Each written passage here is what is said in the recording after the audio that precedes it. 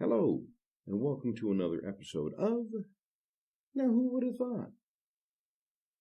There was a lawyer once, his name Francis Scott Key. He penned a song that I'm sure that you're aware of.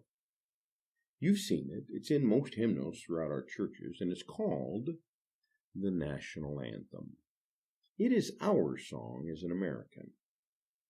We go, however, to a ball game or a church service, and we sing the words to that song, and it floats through our minds and across our lips. But in my opinion, I don't think that we even realize what it is that we're singing. Most of us have memorized it as a child, but we never really thought about what it means. Let me tell you a story, one that I hope that you don't ever forget. Francis Scott Key was a lawyer in Baltimore, Maryland. The colonies were engaged in vicious conflict with the mother country, Britain. Because of this conflict and the protractedness of it, they had accumulated prisoners on both sides. The American colonies had prisoners and the British had prisoners, and the American government initiated a move. They went to the British and said, "Let us negotiate for the release of these prisoners." They said, "We want to send a man out to discuss this with you." British, they were holding the American prisoners in boats about 1,000 yards offshore. The government said, "We want to send a man by the name of Francis Scott Key. He will come out and negotiate to see if we can make a mutual exchange." On the appointed day, in a rowboat, Francis Scott Key went out to this boat and negotiated with the British officials, and they reached the conclusion that the men could be exchanged on a one-for-one basis. Francis Scott Key, jubilant with the fact that he had been successful, went down below in the boat, and what he found was a cargo hold full of humanity's men. And he said to them, "Men, I have news for you tonight. You are free." He said, "Tonight I have negotiated successfully your return to the colonies." He said, "You'll be taken out of this boat, out of this filth, and out of your chains." As he went back up on board to arrange for their passage to the shore, the admiral came and said, "We have a slight problem." He said, "We will still honor our commitment to release these men, but it will be merely academic after tonight. It won't matter." Francis Scott Key said, "What do you mean by that?" The admiral said, "Well, Mr. Key," he said, "tonight we have laid an ultimatum upon the colonies. Your people will either capitulate and lay down the colors of that flag that you think so much of, or you see that fort right over there, Fort Henry? We're going to remove it from the face of the earth." Key asked, "Now how are you going to do that?" The admiral said, "If you will, scan the horizon of the sea." As Key looked out, he could see hundreds of little dots. The admiral said, "That is the entire British war fleet." He said, "All of the gunpowder, all of the armament is being called upon to demolish that fort. It will be here within striking distance in about 2.5 hours. He said, "The war is over. These men would have been free anyway." He said, "You can't shell that fort. That is a large fort filled with women and children." He said, "It is predominantly not even a military fort." The admiral said, "Don't worry about it. We have left them a way out." Key asked, "And what is that?" The admiral said, "You see that flag way up on the ramparts?" He said, "We have told them that if they will lower that flag, the shelling will stop immediately. We will know that they surrendered, and they will now be under British rule. Francis Scott Key went down below and told the men what was about to happen.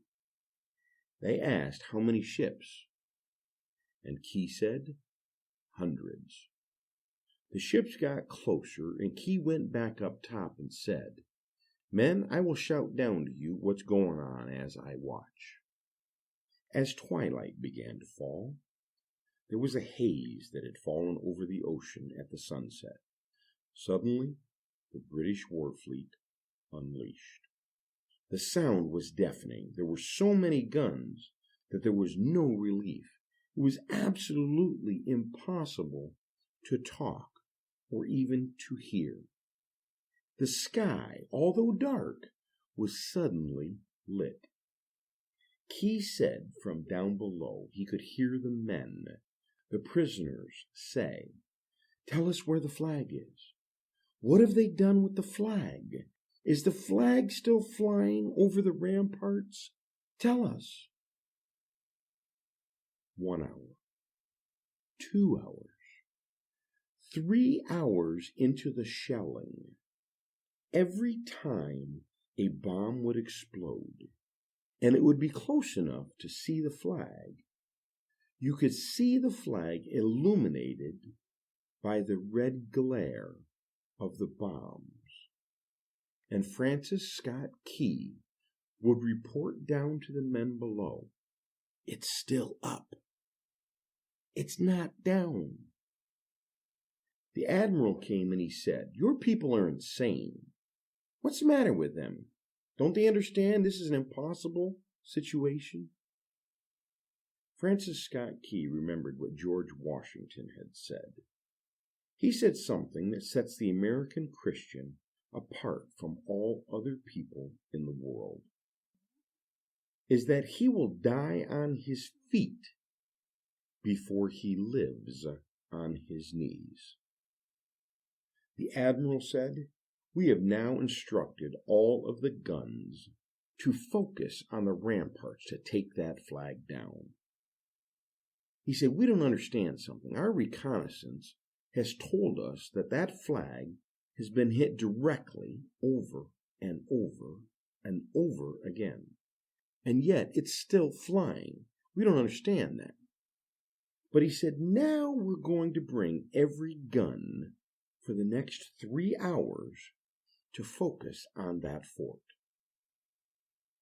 Key said the barrage was unmerciful. He could hear the men down below praying the prayer, God, keep that flag flying where we last saw it. Sunrise came. He said there was a heavy mist hanging over the land. The rampart was tall enough. There stood the flag, completely nondescript and in shreds.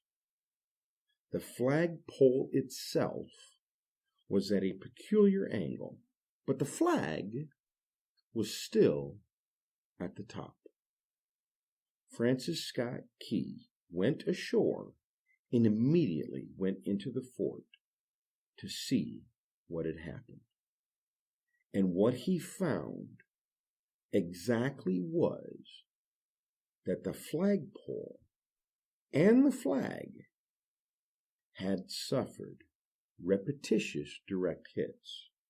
It should have fallen, but men, fathers, who knew what it meant for that flag to be on the ground, although knowing that all of the British guns were trained on it, walked over and held it up until they died. Their bodies were removed and others took their place. Francis Scott Key said what held that flagpole in place at that unusual angle were patriots' bodies. And the song, "O Say Can You See," by the dawn's early light, what so proudly we held, at the twilight's last gleaming, whose broad stripes and bright stars through the perilous fight o'er the ramparts we watched were so gallantly streaming.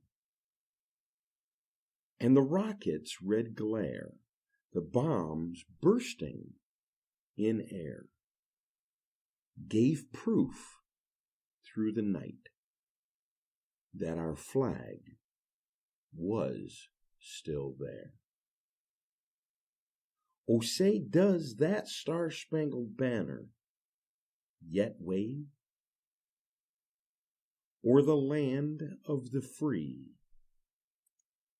and the home of the brave?